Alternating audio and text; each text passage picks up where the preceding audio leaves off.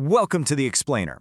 I'm your host, and today we're skipping the basic mops and buckets to look at the highly specialized, applied physics behind disaster recovery.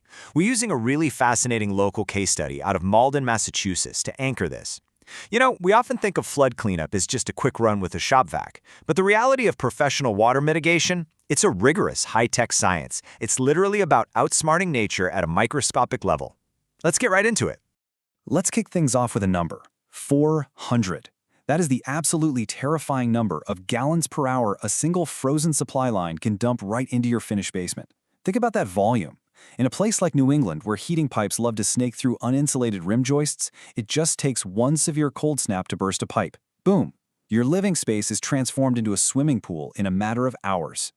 So, here's the battle plan professionals use to rescue a home. We'll be covering the anatomy of a flood, the race against time, categories of water contamination, the science of drying, and finally, rebuilding and insurance recovery. Starting right off with Section 1, the anatomy of a flood, looking at structural and geographical risks. Our case study, Malden, represents a literal perfect storm of flood risks. First, you've got clay-heavy soils in the Mystic River watershed that trap groundwater right against foundations. When the spring thaw hits, all that water has nowhere to go but inside your basement. Add to that the area's historic triple-deckers built back in the 1920s with aging cast-iron drains and 1960s copper pipes. And the kicker? Massachusetts' brutal 60-degree seasonal temperature swings. These swings constantly expand and contract those aging pipes until, eventually, the joints just fail. Now, here's the crucial point to take away. The real danger isn't the water you can easily see. Sure, standing water ruins carpets fast, we all know that.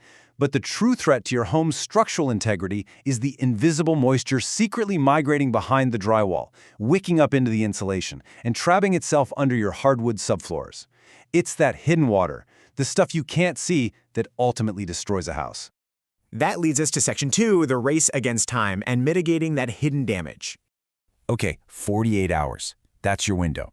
Within just 24 to 48 hours, trapped moisture, when paired with high humidity and warm indoor temperatures, will trigger aggressive, hidden mold growth. If your humidity levels creep above 60% and temperatures sit between 77 and 86 degrees, well, you've just created the absolute ideal laboratory conditions for mold spores to completely colonize porous materials like your drywall and framing. Which brings us to a really important quote. Speed determines what you save versus what gets torn out. It all comes down to that ticking clock. For instance, if crews can start running weighted extraction tools on wet hardwood floors within that crucial 48-hour window, there's a really good chance those floors survive. But wait 4 days? Those same floors will cup, buckle, and suddenly you are looking at a total demolition instead of a recovery. Every single minute literally drives up your replacement costs. Moving on to Section 3, categories of water contamination. This is how we actually assess the hazard.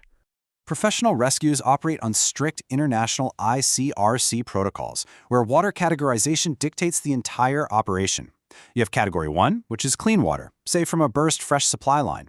Then there's Category 2, gray water, like the overflow from your dishwasher. And finally, Category 3, that's black water. We're talking highly contaminated stuff like a sewage backup. This categorization is everything. It makes the call on whether a wet material can simply be dried in place or if it has to be entirely removed, safely bagged, and trashed to protect the health of everyone living there. Okay, Section 4, the science of drying, moving way beyond mops and buckets. The core physics at play here is something called psychrometry. You see, you can't just point a few box fans at a wet wall and hope for the best. Professionals follow strict national ANSI standards to mathematically force that trapped moisture right out of the framing. They bring in low-grain refrigerant dehumidifiers and massive commercial air movers to manipulate the environment. They're basically creating a vapor pressure gradient that yanks the moisture out of the wood and drywall, pulling it into the air where it can be captured and pumped entirely out of the house. And how do they track an invisible process? They bring out the big guns, $12,000 thermal imaging cameras. These incredibly advanced tools can actually detect hidden water paths and trapped moisture hiding up in ceiling cavities and balloon-framed walls way before mold even gets a chance to start growing. It completely takes the guesswork out of the equation. Mitigation teams can see exactly where the water has migrated, almost like they have X-ray vision. So all of this science gets deployed in a very strict chronological rescue process.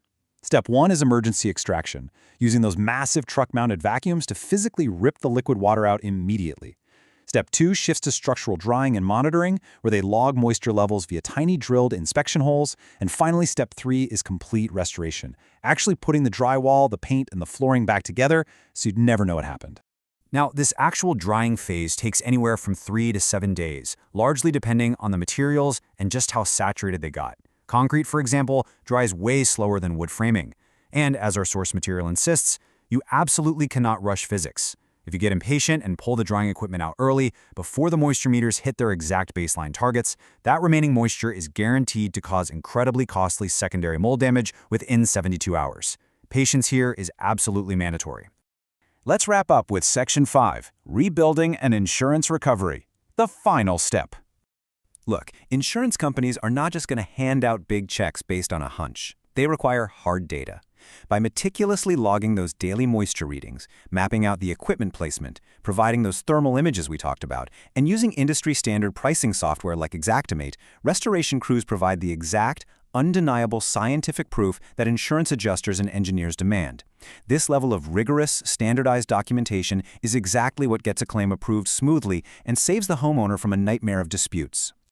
Honestly, digging into this incredibly intricate, time-sensitive, and highly scientific process really gives you a newfound respect for the bones of your house, doesn't it?